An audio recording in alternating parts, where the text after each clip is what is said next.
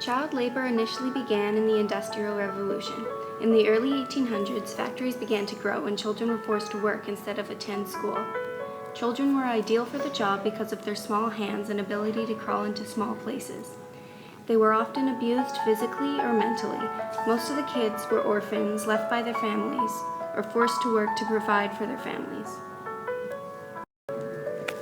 In 1833, the Factory Act was set up to protect children and give them better rights. The laws of the Factory Act stated that children ages 9 to 13 could only work maximum 8 hours a day. Officials were set up in workplaces to make sure these laws were put in place.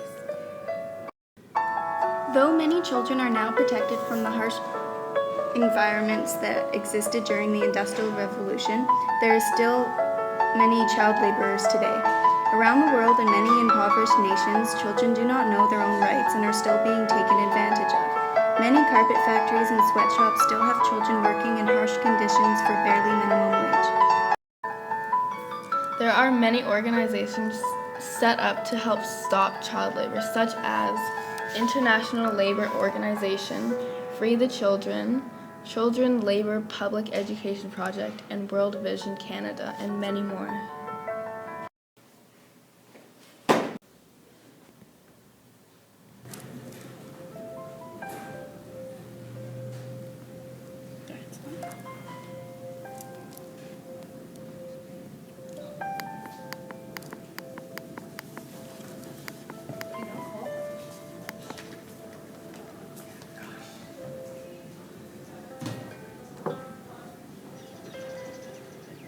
Early every morning, Parody pulls a cart through town hauling water for neighbors. When it's full, the tank weighs about 450 pounds.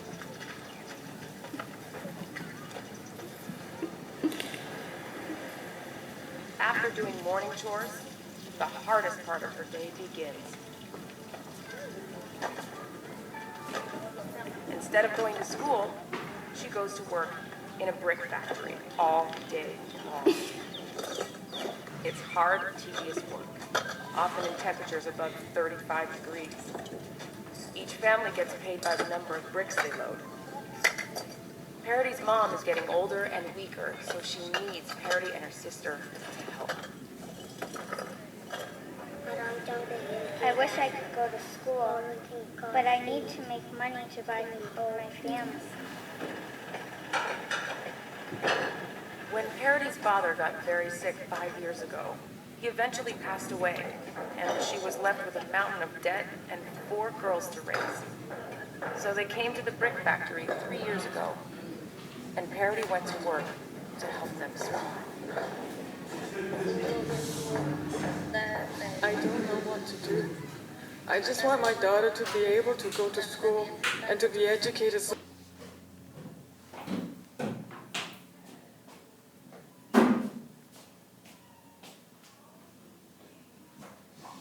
she doesn't have to work in the brick factory like me.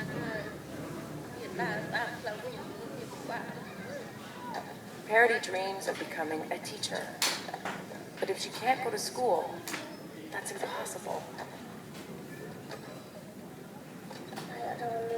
I'm afraid that I won't be able to work enough. We owe other people lots of money. I work from 6 in the morning until 6 at night, but we still don't have enough food. It's hard to believe the weight of worry on this tiny girl's shoulders